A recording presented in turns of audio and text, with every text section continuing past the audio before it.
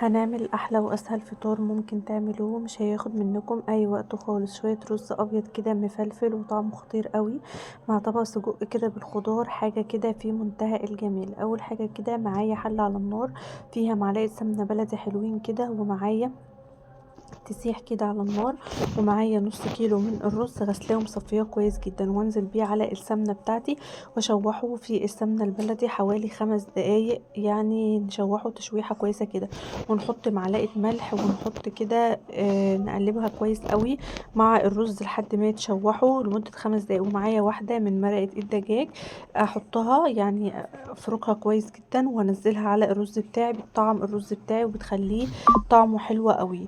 بعد ما شوحنا كده معايا ميه مغليه، لازم نحط ميه مغليه في الوقت ده على الرز بتاعي لحد الكميه المناسبه، وعلى نار عاليه كده يستوي، يغلي كده على نار عالية. وبعد ما يغلي غلوة كده نهدي عليه ونسيبه يستوي براحته خالص عشان ناخد رز مفلفل وطعمه حلو. بعد كده زي ما انتم شايفين خلاص الرز بتاعي استوى، نحط عليه معلقة سمنة بلدي ونغطي عليه كده ونسيبه بقى يعني يكمل سوا بتاعه في البخار.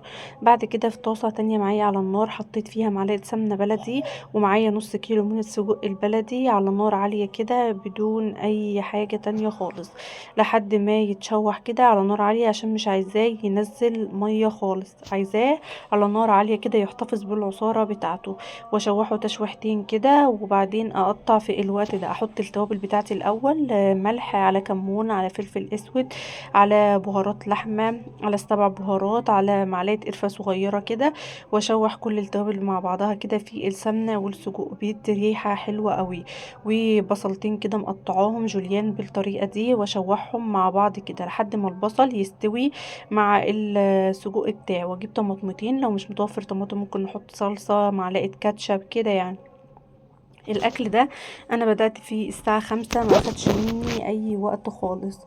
وهقطع كمية الطماطم بتاعتي كلها حوالي طماطمتين صغيرين كده حلوين، واهم حاجة تكون طماطم يعني حمرا وطرية.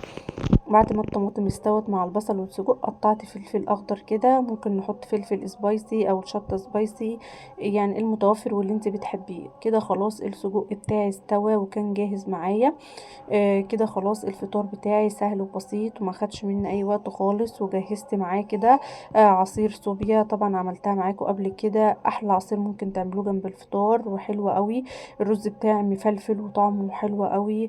السجق بتاعي مستوي كويس جدا وخطير. طبعا مش معنى ان احنا بنعمل كحك وبسكوت ما نهتمش بالفطار، لازم نعمل احلى فطار وما ياخدش مننا وقت، وفي نفس الوقت ما يوقفناش فتره كبيره في المطبخ. فمفيش احسن من انك تعملي الفطار القمر ده، سهل وبسيط وسريع ومش هياخد منكم اي وقت خالص. كل سنة وانتم طيبين وبألف خير يا رب.